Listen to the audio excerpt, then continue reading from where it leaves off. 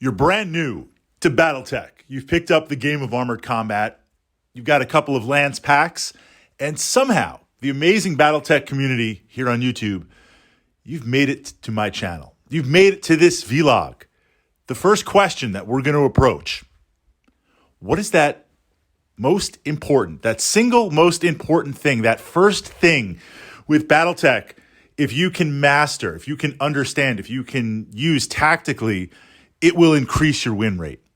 Now, certainly Battletech, being a tabletop war game, there is going to be a learning curve.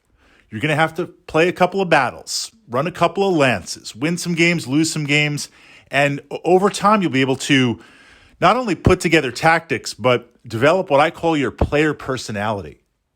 This idea of Battletech as a narrative, you're going to find that you enjoy certain lances, certain builds, certain scenarios, certain things that you want to do. You're going to be looking at the tech manuals and have an idea and want to implement that on the tabletop and at least give it a fighting chance. That learning curve. If it takes, and I'm just throwing a number out there, if it takes 20 games to do that, can we cut it down to 15 or 14? And not only with my channel, but the other amazing Battletech channels here on YouTube. It really is absolutely a fantastic resource and an excellent secret weapon. We're going to narrow it down to one.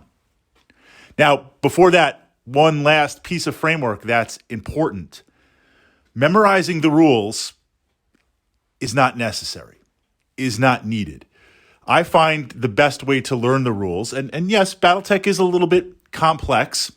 There's some nuances, as with any war game, but I find the best way to approach this is to break the game down into the various phases. And the game of Armored Combat does this very well. And just understand each phase. You don't have to memorize the nuances. If you understand during the attack phase, the shooting phase, that there's certain modifiers for movement, you don't have to have those memorized. Over time you will. You know where to look them up. So this idea of not obsessing over the rules right or wrong, but just understanding the phases, having the references, looking them up, that's important because you need to be playing games. You just need to get in there and play some games. Getting bogged down by the rules is going to actually increase that learning curve because it takes a little time to learn the game. Okay, that number one rule. That number one rule. Now, right away I think about like 5 or 6. But let's look at one. One that is going to carry over to all of the other areas. And then, of course, I'm going to turn it over in the comments for my fellow Battletech enthusiasts, mech warriors, mech commanders, and tech heads. That number one. I'm thinking of myself. I've got it down to 3. When I started this vlog, I'm like, I've got my number one. But then I'm like, but this is important too. And so is this. Well, if I get rid of this, can we do this? Positioning. Positioning. The positioning of your mechs. A lot, not everything, most lives or dies in this. So if you've got that game of Armored Combat, you can visualize this. Maybe you have it out in front of you. Just pull out a hex map or imagine a hex map. Pull out 4 mechs, a lance, any lance. Could be a recon lance, could be a mixed lance, could be an assault lance. Just pull out 4 mechs.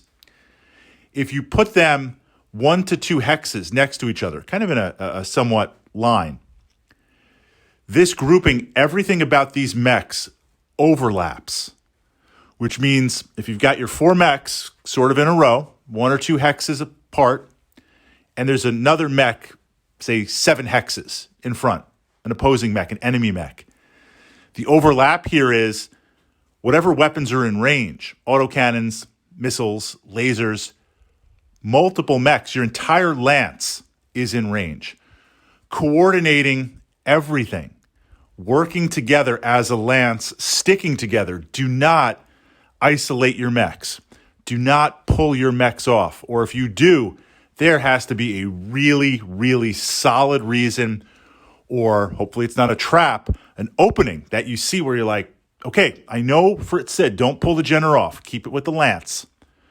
But right here on this map, here's a perfect place that I can run through and in 2 turns have that outflank meet in the middle. I'm going to go for it. making a tactical decision, whether it works or not, is different than you're just kind of all over the hex map and you're shooting and this mech is engaging that and this mech is engaging another one. Have your mechs together. This also magnifies the consequences of your opponent.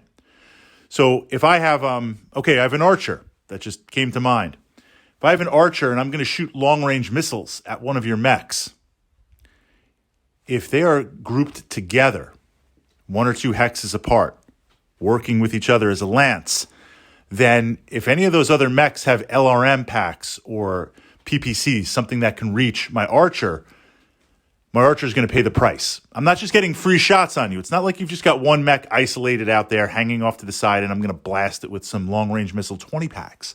If I'm going to bring that archer to bear, then not only is it going to be potentially, and yes, it depends on the weapon's configuration, not only does it potentially have to deal with the mech that it's shooting at, the return fire.